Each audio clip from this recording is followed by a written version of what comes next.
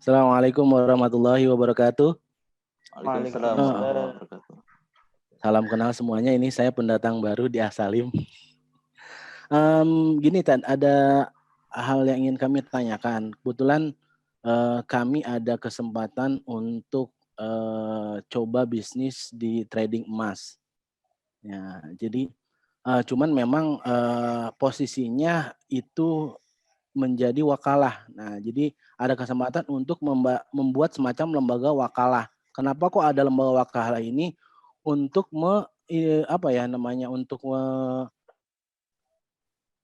untuk mengakomodir transaksi emas secara online gitu. Nah, ininya seperti itu. Nah, yang ingin kami tanyakan pertama, posisi wakalah seperti ini dalam hukum Islam seperti apa?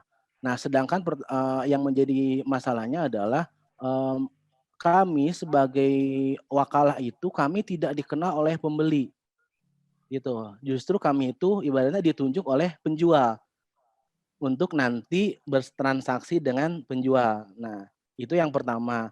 Kemudian yang kedua, kompensasi. Nah, yang ingin kami tanyakan, kami kan menjadi wakil pembeli dalam transaksi itu. Nah, sedangkan kompensasi yang kami dapatkan dari penjual. Misalkan kami ada ujroh atau semacam bagi hasil dari penjual ketika ada transaksi yang memang nanti berhasil didapatkan dari online tersebut. Gitu. Nah, jadi yang ingin kami tanyakan, muamalah seperti ini itu diperbolehkan atau tidak, Tad? Jadi kalau itu saja mungkin dari saya, Tad, untuk pertanyaannya. Hatur nuhun. Assalamualaikum warahmatullahi wabarakatuh. Waalaikumsalam warahmatullahi wabarakatuh. Mungkin Ustadz Arif Yunus dulu mau menjawab. Ya, boleh.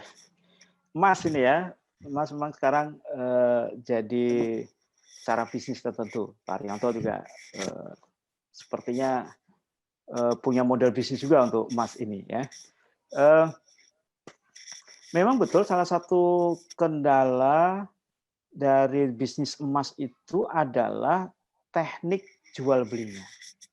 Karena emas ini kan tidak boleh dilakukan yang tidak yadan biyadin. Jadi harus tunai dia. Emas itu dia khusus ya. Emas dengan emas harus tunai. Emas dengan uang harus tunai. Emas dengan barang ribawi yang lain juga harus tunai, dengan kurma, dengan kismis, jawawut, garam, itu juga harus tunai. Itu menjadi problem. Apa yang dimaksud dengan tunai? Yang dimaksud dengan tunai adalah harus dilakukan serah terimanya sekaligus yadan biyadin. Jadi itu kan COD lah kira-kira gitu ya. Delivery-nya langsung dengan cash itu di tempat majelis akad. Nah, kalau online itu kan pertanyaannya ini gimana ini? Majelis akadnya di mana? Kan posisinya berbeda di situ, antara penjual dan pembeli tidak ketemu. Lalu apakah serah terimanya satu waktu? Nah, itu menjadi pertanyaan-pertanyaan besar. Maka muncul tadi tentang konsep wakalah. Nah, bagaimana status wakalah di dalam Islam? Secara umum, wakalah itu adalah aktivitas yang diperbolehkan secara umum. Ya, banyak sekali muamalah-muamalah yang kita lakukan itu menggunakan konsep wakalah. Jadi wakalah itu adalah transaksi sekunder sebenarnya dia. Misalnya apa? Kita syirkah. Syirkah itu wakalah juga. Kita kan mewakilkan bagi pemodal itu kan mewakilkan gitu. Lalu jual beli karyawan kita di toko, kita punya toko, ada karyawan, itu kan mewakili kita. Nah, sama seperti itu dalam jual beli emas. Nah, sekarang pertanyaannya, dia itu menjadi wakalahnya siapa? Kan gitu tadi. Kalau tadi disampaikan, dia menjadi wakalahnya penjual. Betul ya? Berarti kan dia akadnya kan dengan penjual tuh. Penjual berakad dengan wakilnya dia untuk mewakili transaksi itu. Lalu dibuatlah perjanjian. Kalau kamu bisa menjualkan sekian, saya kasih sekian. Atau kamu saya gaji bulanan. Itu teknis untuk pemberian itu saja. Kalau yang berakad itu penjual, ya mestinya yang bayar itu adalah penjual dong. Bukan pembeli. Gitu. Nah, jadi kalau tadi dikatakan apakah wakalah itu kan wakalah tadi nggak kenal dengan pembeli, ya nggak ada persoalan, ya. Penjual toko, ini logikanya nih, penjual toko itu dia kan nggak perlu kenal sama pembeli di toko itu. Pokoknya siapa aja dia pegang uang beli layanin. Karena akad yang terjadi apa? Akad wakalah itu adalah dia hanya mewakili jual beli yang harusnya dilakukan oleh penjual asli, dilakukan oleh wakalah. Itu aja sebenarnya prinsipnya. Jadi dari status wakalahnya sendiri, apakah ini diperbolehkan? Dibolehkan sepanjang transaksi yang dilakukan itu memang transaksi yang sah. Jadi balik lagi, dia hanya untuk pengantar saja. Kalau dia ada wakalah, tapi ternyata syarat iya dan biadin itu juga tidak terpenuhi, tetap online juga misalnya, yang ada penundaan serah terima barang, nah itu nggak sah juga. Gitu. Pak Dut, ini katanya baru, tapi saya lihat muka lama ini.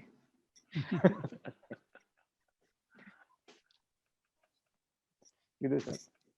Ya, jadi begini, saya ingin tadi nyambung dengan apa namanya, yang Pak Arianto tadi. Jadi apa prinsip kita dalam bermuamalah sekarang ini? Prinsip kita adalah satu, pastikan dulu hukumnya apa. Kalau kita nggak paham hukumnya, jangan lakukan dulu. Kita masih ragu, jangan lakukan. Tinggalkan itu sampai kita dapat kepastian hukumnya apa. Itu satu.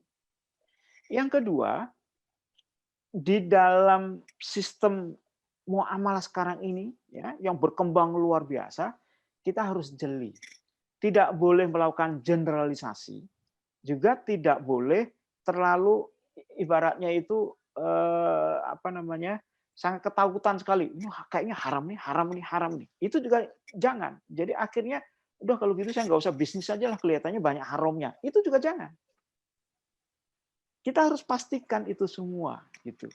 Dan yang ketiga, kalau tadi disebut-sebut bisnis IT, saya pikir ini sekarang saatnya lah kita yang pegang peranan di situ.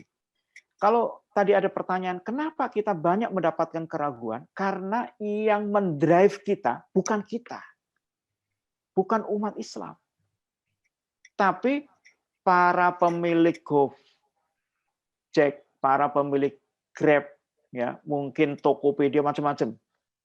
Siapa mereka? Kita nggak tahu. Semangat Islamnya seperti apa? Wallahu alam. Kita sampai sekarang kan belum bisa juga memberikan masukan kepada mereka, ya, untuk cara-cara bermuamalah.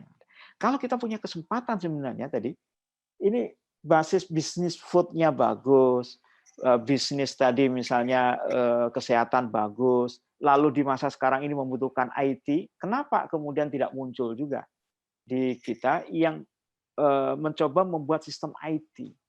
Ya, pasar modal kita ganti dengan sistem syirkah, dengan modal IT. Lalu untuk menghindarkan GoFood tadi yang itu masih apa namanya syubhat, ya, kita gantikan dengan sistem yang lebih fair, sistem yang lebih terbuka, yang bisa kita nilai bareng-bareng. Ya, itu saya pikir tantangan kita bersama di dalam bisnis sekarang. Barangkali begitu ini. Oke. Bagaimana? Tambahkan ya. Oh boleh Pak, monggo. Jadi apa yang disampaikan oleh Ustadz Yunus tadi itu benar adanya. Dalam bisnis emas, ini aku sedikit punya pengalaman Mas, yang mungkin bisa sharing sama Bang Dut nih, ya, Mas gitu. Saya ingatkan dulu pertama bahwa your business is your reflection. Bisnis Anda itu refleksi diri Anda. Kalau bisnis Anda naik terus ya berarti Andanya begitu. Kalau bisnis Anda naik turun, ya Andanya begitu. Kalau bisnis Anda nyelosrot terus, ya Andanya begitu. Jadi bisnis itu barang mati, tergantung diri kita sebagai manusianya. Nah, sebagai manusia ini maka kita harus dudukkan dulu nih, supaya jadi benar. Supaya hukum-hukum yang disampaikan Ustadz Yunus tadi jadi masuk. Pertama, mental attitude kita harus benarkan dulu sebagai mental attitude orang Islam. Kedua, knowledge. Ilmunya juga ilmu yang berbasis pada Islam. Bukan kapitalis ataupun yang lain, ya kan? Nih, setelah itu prakteknya harus praktek sesuai dengan syariat Islam. Baru skill kita jadi skill orang yang praktek bisnis berdasarkan syariat Islam. Ini modal utama dulu ini untuk mengunci supaya kita melakukan sesuatu itu basicnya dari situ dulu. Karena your business, your reflection. Nah, sekarang saya masukkan lagi di dalam masalah emas. Ya, ada wakalah yang bikin itu baik dinar maupun emas. Kebetulan teman saya juga itu, Pak Zaim Saidi ya, yang mulai ini. Tahulah itu mestinya ini dari sana itu. Ya, karena dulu yang supply bikinin emasnya saya juga.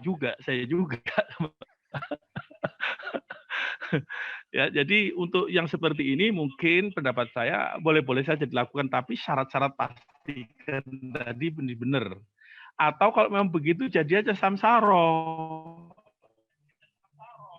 Jadi seorang yang memang sebagai makelar ya, kita menjualkan tapi dibayar oleh penjual, harus jelas itu, bukan dari pembeli. Nah, kalau mau bisnis emas yang aman, ini saya aman dan insya Allah syariah, itu ya jual beli emas saja. Jual beli emas katakanlah, tapi gini ada syaratnya jual beli emas ini harus tadi ya cash and carry gitu, jangan sampai ada yang ngutang. Nah, sehingga apa? Contohnya begini, saya jualan emas nih, saya sebagai supply emas, Anda sebagai reseller, ya dari saya katakanlah harga emasnya 1 gram itu 1 juta. Saya minta kasih harga reseller 1.040.000. Anda boleh silakan jual, tapi Anda sama saya harus cash. Anda sama pembeli juga cash. Cuman untuk bisnis emas kalau mau berkelanjutan, sustainable, nih harus hari yang sama. Kalau sekarang saya jual 1 gram, dapat uang, maka hari ini Anda harus beli 1 gram. Jangan ditunda besok. Karena Anda bisa naik, sama nggak bisa beli 1 gram lagi. Kalau sekarang Anda itu jual 1 kilo, maka hari ini juga Anda harus jual 1 kilo. Dan jangan bermimpi ngambil untungnya dalam bentuk uang. Nih, saya ingetin ini rahasia, dalam rahasia ini. Dari untungnya kumpulin beli emas lagi.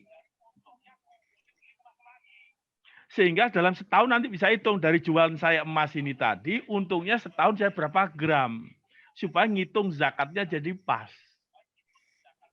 Ini sebenarnya salah satu cara underlying duit kita. Jadi duit kita, tadi yang saya bilang pasti underlying dengan emas, itu dengan cara seperti ini. Jadi duit kita bisniskan dalam dagang emas. Ya, paham ya? Jadi kalau sekarang Anda jual 5 gram, Anda harus beli hari ini 5 gram. Selisih untungnya kumpulin dulu. Jadi ini untuk underlying, untuk menjaga nilai uang kita jangan sampai turun kena inflasi. Jadi Anda harus pisahkan, mungkin duit Anda ada 100 bisa, yang 50 untuk khusus bisnis emas, yang 50 untuk cash flow kita, bisnis yang kita cari untung untuk makan kita. Jadi kita aman, punya 2 portofolio. 1 sebagai pedagang emas, 1 kita untuk bisnis kita yang memang kita cari untuk makan. Nah ini dengan underlying ini, maka Anda uangnya tumbuh berkembang, dan ini bisa dilakukan online. Tapi online-nya tetap berbayar tunai. Jadi katakanlah Mas Endut ini beli sama saya sekarang 10 gram. 10 gram. Transfer tak kasih barangnya. Bisa diterima di tempat atau saya foto, saya kirim. Diterima hari itu juga. Itu selesai. Saya jual 10 gram, tapi hari itu juga saya harus beli 10 gram. Besok jualan 100 gram, besok saya beli harus 100 gram. Nah, uangnya untuk mengembangkan itu tadi. Sehingga apa?